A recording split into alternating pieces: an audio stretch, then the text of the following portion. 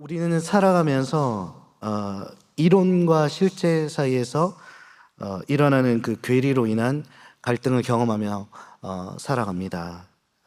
믿고 의지한 그 이론대로 나오지 않는 결과는 우리를 불안하게 하고 우리 내면의 혼란을 야기시킵니다. 콩 심은 데 콩이 나고 팥 심은 데 팥이 나야 하는데 예기치 못한 이상한 게 나오면 우리는 혼란스럽고 불안해집니다. 신앙도 마찬가지입니다. 성경에는 믿음으로 승리하고 복받은 이야기로 넘쳐납니다. 그래서 우리는 그 이야기 속의 주인공을 나의 워너비 혹은 롤 모델로 삼고 그들처럼 열심히 신앙생활을 합니다. 이렇게만 하면 우리의 결국도 그들과 같을 것이다. 그런 기대를 합니다. 그런데 기대했던 결과가 나오지 않을 때 우리는 불안해집니다. 기대했던 결과는 고사하고 정반대의 결과 앞에서 당황할 때가 있습니다. 사실 오늘 본문 시편 44편은요, 정확하게 이런 당혹감을 호소하는 그런 시입니다. 우리가 함께 읽지는 않았지만 9절부터 16절까지의 내용을 보면요, 기대와 신뢰를 보냈던 그 하나님에 대한 호소로 가득합니다. 어찌 우리를 버려서 욕을 당하게 하십니까? 어찌 우리를 미워하는 자가 탈취하게 하십니까? 어찌 우리를 흩으십니까? 우리를 욕보이게 하고 조롱하게 하십니까? 앞서 우리가 함께 읽은 1절에서 8절의 내용처럼 그 위대한 구원을 이루신 하나님께서 어떻게 우리는 이렇게 버린 자식처럼 대하십니까? 그렇게 항변하는 내용으로 가득해요. 그래서 이 시편의 내용은요, 그대로 오늘날 우리들의 이야기라고 생각합니다. 내가 심은 것은 콩인데 팥이 나와서 너무 당혹스러운, 나의 믿음과는 전혀 다른 결과 앞에서 당황해하는 시대를 초월한 모든 믿는 이들의 이야기라고 생각합니다. 이런 믿음과 현실 사이에서의 이런 괴리 앞에서 흔히 우리가 우리 안에서 이렇게 작용하는 방어 기제는 이런 거라고 생각을 해요. 뭔가 결과가 왜곡되도록 작용한 다른 요소가 있었을 것이다. 예를 들면 이런 거죠. 쉽게 말하면 저 사람은 내가 모르는 뭔가 죄가 있을 거야. 잘못이 있을 거야. 예수님의 제자들도 그랬죠. 욥의 세 친구도 그랬습니다. 왜 이런 기제를 보입니까? 내가 믿는 이론에는 문제가 없다. 그걸 확인하고 싶은 거죠. 그래서 나는 여전히 안전해. 나는 여전히 안전해. 그것을 확인하고 싶은 것입니다. 본문 17절에서 22절을 보면요, 시인은 자신의 결백을 호소해요. 하나님 앞에 주장해요. 우리는 이 호소를 자기 죄를 부정하려고 하는 어떤 죄인의 술책 정도로 그렇게 치부해서는 안 되는 것입니다. 예수님의 제자들이나 욥의 세 친구가 한 것과 똑같은 일이기 때문이에요. 시편 기자는 그의 주장처럼 결백하다고 우리는 봐야 됩니다. 그는 언약을 어긴 일이 없어요. 주의 길을 떠난 적이 없습니다. 하나님의 이름을 잊어버리거나 이방신을 향해 손을 편 일이 없습니다. 그가 당하는 고난에 합당한 일을 하지 않았어요. 심지어 이 대부분의 고난은 우상을 섬기는 그 이방 나라들을 통해서 이루어지고 있어요. 그러니까 악인들은 승하고 의인은 고난을 받는 이런 부조리, 불합리 앞에서 그는 호소하고 있는 것입니다. 그래서 그의 호소는 처절하다 못해 차량하기까지 합니다. 하나님, 내가 뭘 그렇게 잘못했다고? 내가 저 사람들보다 못한 게 뭐가 있다고? 왜 나만 이렇게 비참한 꼴을 보게 하십니까? 우리도 살면서 가끔씩 하는 호소죠. 우리 주변에서 흔히 접하는 그런 호소입니다. 그래서 이 본문 앞에서 우리 고민은 깊어질 수밖에 없어요. 선한 자가 당하는 고난은 우리에게 더 심각한 질문을 품게 하고 그만큼 더 심각한 그런 두려움으로 우리를 이끕니다. 이런 종류의 고난 앞에서 모든 사람은 무방비이기 때문이에요. 예방책이 없습니다. 내게도 닥치면 그냥 당해야 돼요. 그래서 우리는 불안 속에서 더욱 호소하게 되죠. 하나님 도대체 어디에 계십니까? 주님의 그 언약은 지금은 고장나버린 것입니까? 그런데 답을 찾을 길이 없을 것 같은 이 문제의 답은 의외로 신약 성경 속 바울의 편지에서 발견됩니다. 심지어 성경 속에서도 가장 핵심이라고 말하는 그 어떤 장에서 발견이 돼요. 오늘 이 시편에서 시인의 호사가 가장 절정에 이르렀을 때 그 울분이 토해져내는 부분이 22절이거든요. 22절은 이렇게 이야기하고 있어요. 우리가 종일 주를 위하여 죽임을 당하게 되며 도살할 양같이 여김을 받았나이다. 바울은요, 바로 이 구절을 그대로 인용해서 로마서 8장 26절에 기록했습니다. 이렇게 기록했어요. 기록된 바 우리가 종일 주를 위하여 죽임을 당하게 되며 도살당할 양같이 여김을 받았나이다 함과 같으니라. 그러니까 사도 바울은 오늘 우리 이 시편 44편의 이 고난의 문제를 당시 예수 믿고 고난 가운데 있었던 성도들의 상황에 그대로 가져와서 고난의 의미를 해석해 주고 있는 거예요. 어떻게 해석을 하고 있습니까? 이 36절의 앞뒤 구절을 붙여서 한번 다 같이 읽어보도록 할게요. 너무나 유명한 구절입니다. 35절부터 39절까지 말씀이에요. 우리 함께 읽을게요. 시작.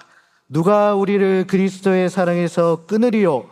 환난이나 곤고나 박해나 기근이나 적신이나 위험이나 칼이랴.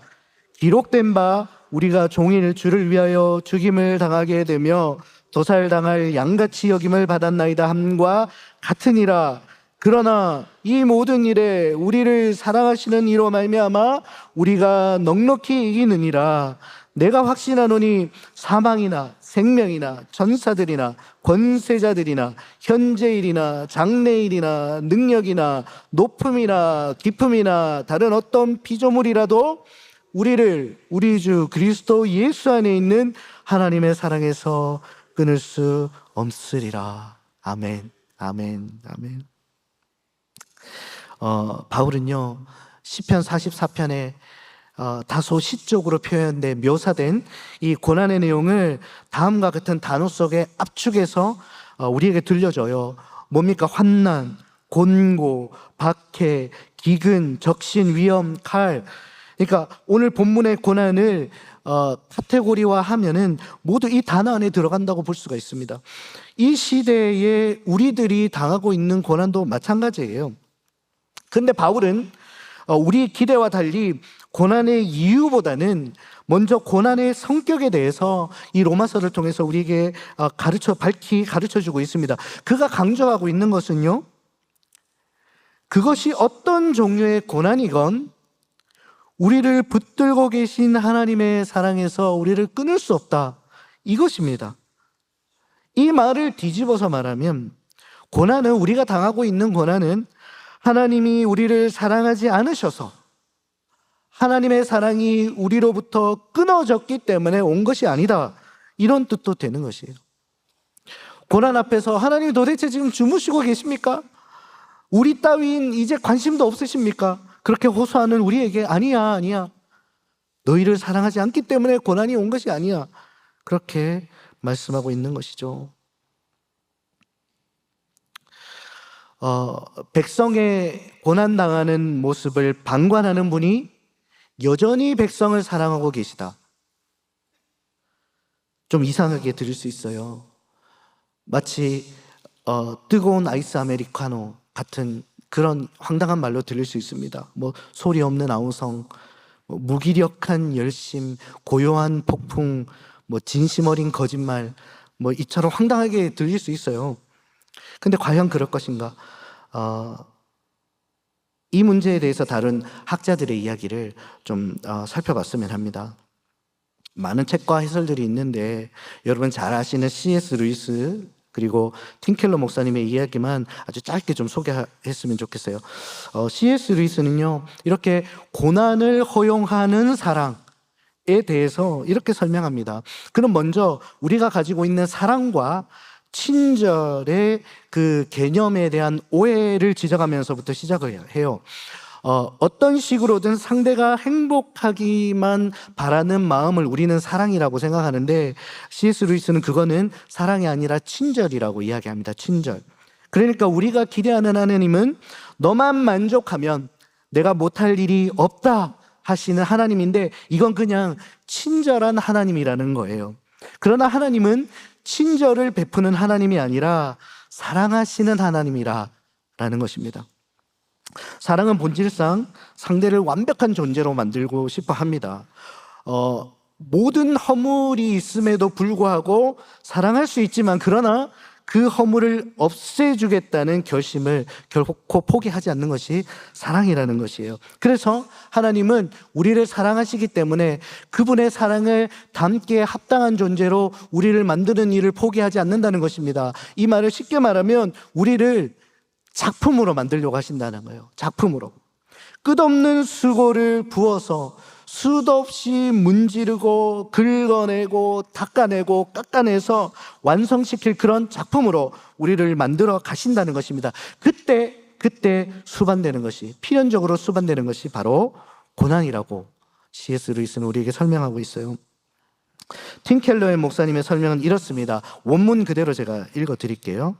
의사들은 건강이라는 선한 목적을 위해서 환자들에게 자주 괴로운 처치와 치료를 행한다. 자녀의 그릇된 행동을 고치기 위해 장난감이나 특혜를 빼앗는 벌을 주는 부모도 있다. 그러지 않는다면 그 아이는 자라서 자제력을 갖추지 못한 어른이 될 것이며 더 큰 시련을 맛보게 될 게 뻔하다. 니체는 짓눌려 죽지 않는 한 고통은 인간을 더 강하게 한다라고 했다. 삶 속에서 만난 역경이 몹시 고통스러웠지만 소중한 깨달음을 줘서 훗날 더 큰 고난을 피하는 데 큰 도움이 되었다고 고백하는 이들이 얼마나 많은지 모른다. 그러므로 더 선한 목적을 위해 고통이 허용된다는 원리는 타당하며 얼마든지 이해하고 활용할 수 있는 원칙이다. 너무 이해하기 쉬운 설명이죠. 그렇지 않습니까?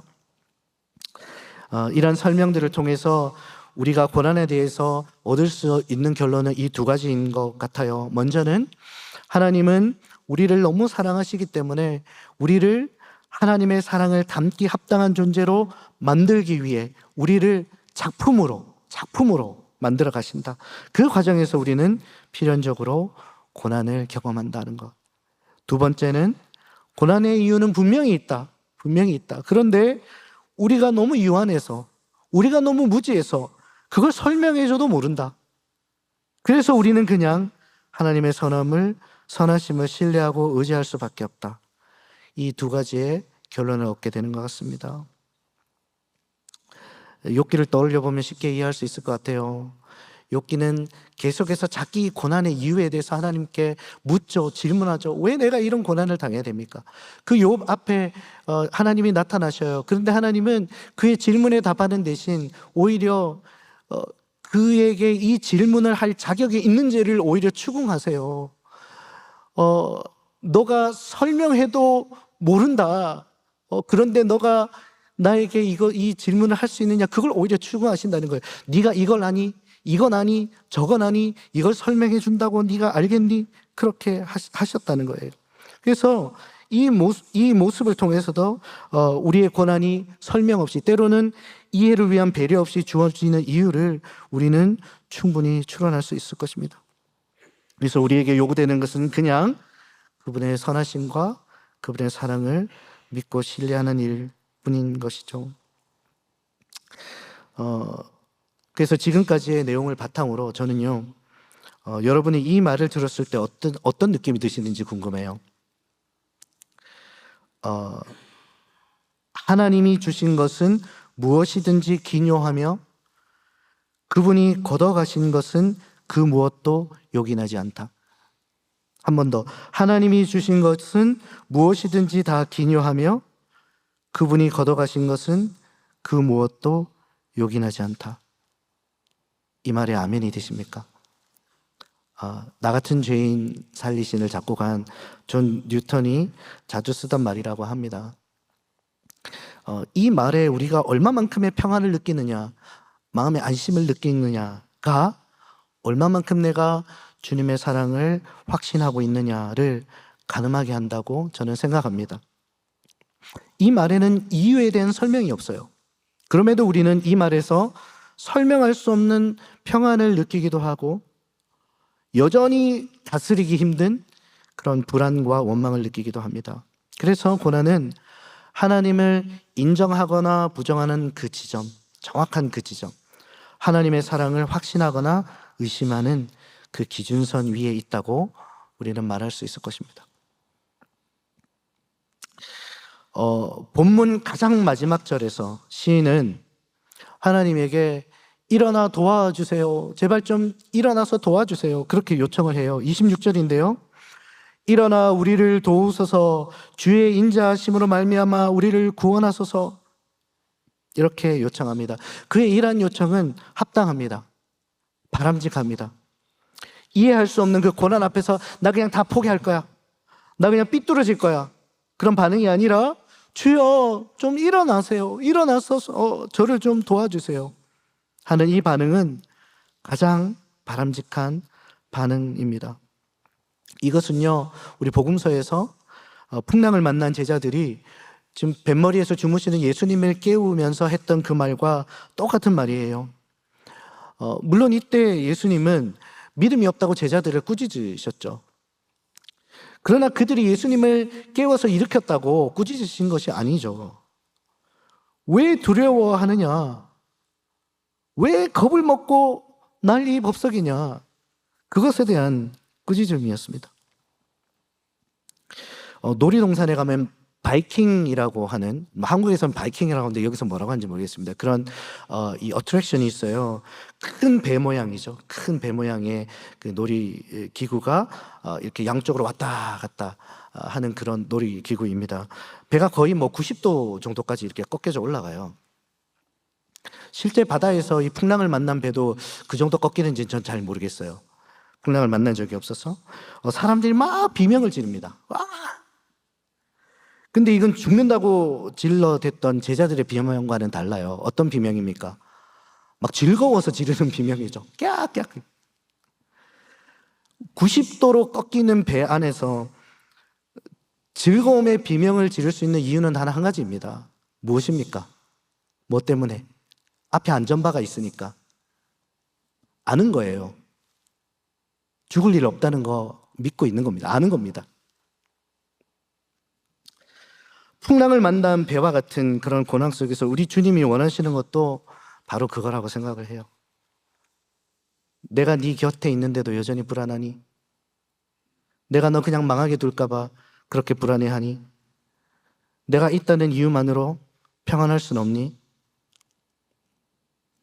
오늘 이 이유를 알 수 없는 고난 앞에서 왜입니까? 왜입니까? 묻고 있는 시편 기자와 또 우리들에게 주님은 바로 이 질문을 통해서 우리에게 답하고 계시다고 믿습니다. 내가 있는데도 너희는 왜 그렇게 불안해하니?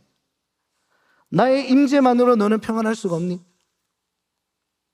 이렇게 예수님은 우리 평안의 근거가 문제의 부재가 아니라 주님의 임재에 있기를 우리에게 요구하고 계신 것입니다. 이번에 고난에 대해서 묵상하면서 좀 이렇게 개인적으로 좀 놀라웠던 것은 피조물 중에서 고난을 경험하는 것은 인간밖에 없다. 우리 같은 인간밖에 없다는 사실이었습니다. 물론 동물들도 고통을 느끼지만 고난과는 좀 다른 것 같아요. 천사들도 고난을 모릅니다. 그래서 천사들이 고난의 신비를 알고 싶어 한다 그러지 않습니까? 인간 외에 고난을 아는 피조물은 없어요. 고난을 경험을 통해서 아는 또 다른 존재가 계시죠. 누구십니까? 우리 주님이십니다. 같은 고난, 같은 어려움을 당한 사람들 사이에서는 뭔가 이 설명할 수 없는, 그리고 설명할 필요가 없는 어떤 공감대가 형성이 됩니다. 유대감이 발견되죠. 집사님도 그 병 앓으셨어요? 저도인데. 그대 애들도 그런가요? 우리 애들도 그런데. 요즘 우리 부부가 많이 하는 이야기입니다. 여기 막 흥분이 돼요. 막 남자들이 군대 이야기할 때 흥분하는 이유가 이것과 똑같습니다.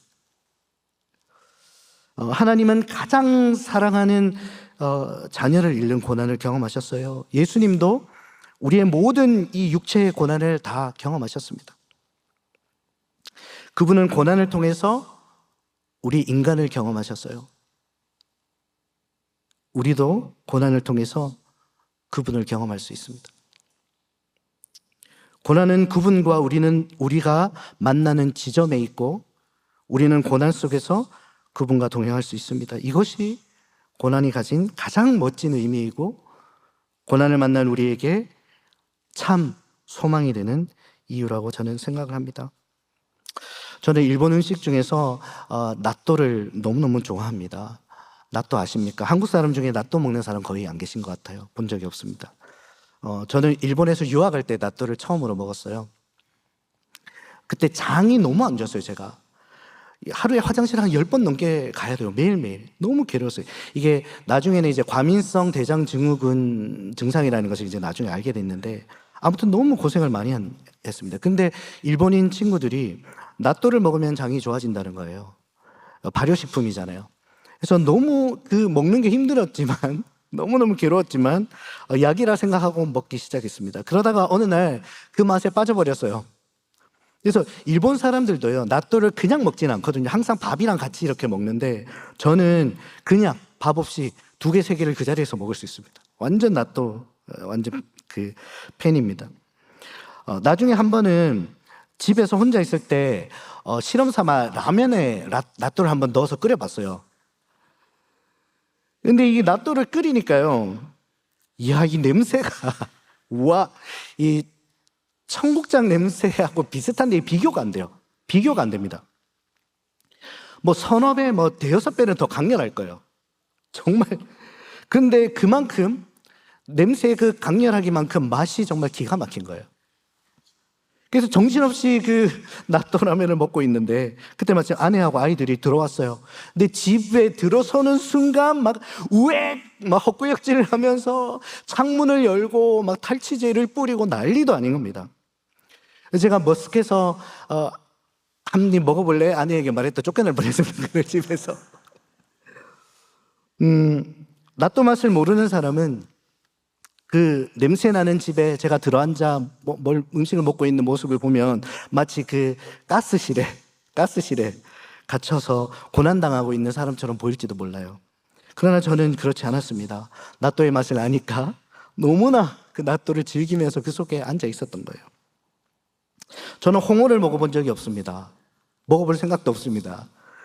홍어가 어떤 맛일지 궁금했어요. 그래서 누가 그 맛을 표현한 글을 한번 찾아서 읽어봤는데요. 이렇게 돼 있었습니다. 홍어 좋아하시는 분들은 이 글이 맞는 글인지 한번 좀 들어봐 주시기 바랍니다. 처음 홍어를 접할 때 그것은 음식이라기보다 마치 공격처럼 느껴졌다. 숨을 들이마시는 순간 콧속을 찌르는 암모니아 냄새는 변기 청소약을 바로 맡은 듯한 충격을 준다. 정말입니까? 이건 발효라기보단 거의 방귀에 소독약 뿌린 냄새에 가깝다. 숨을 멈춘 채 젓가락으로 조심스럽게 한 점 집어 입에 넣는 순간 혀가 움찔한다.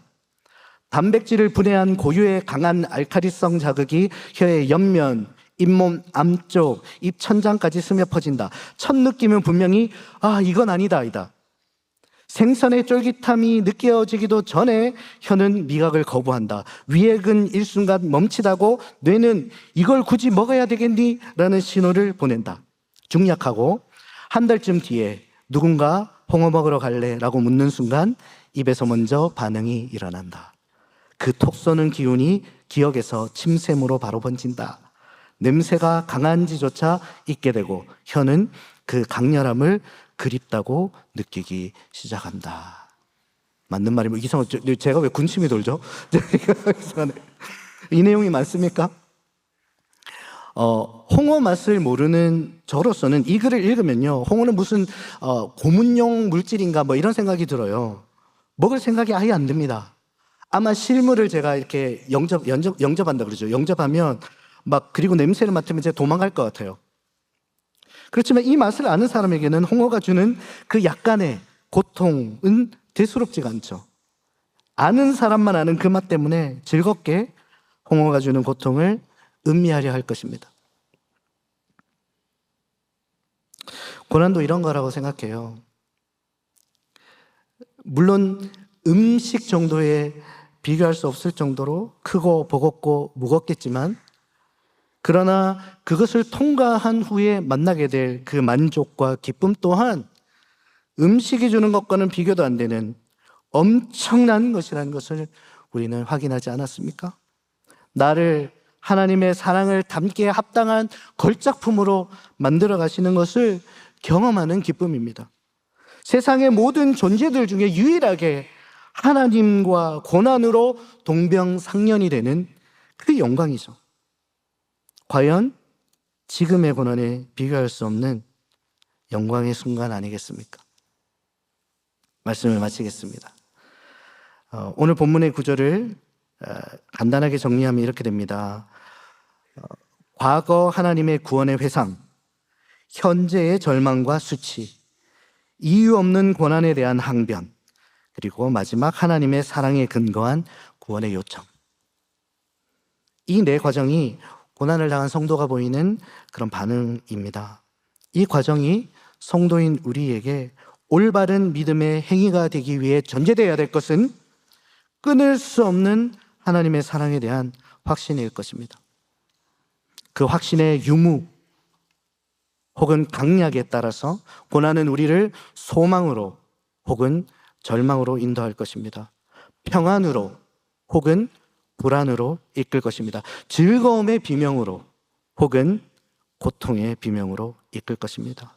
이것을 꼭 기억하시기 바랍니다. 그래서 우리 인생에 끊임없이 일어나는 고난이 닥쳐올 때 그 어떤 것으로도 끊을 수 없는 그 사랑에 완전히 의지하고 신뢰하여 고난을 통해 소망과 즐거움을 경험하고 고난 속에서 만나주시는 주님과 동행하는 기쁨을 맛보며 사시는 저와 여러분 되시기를 예수님의 이름으로 축복합니다. 아멘.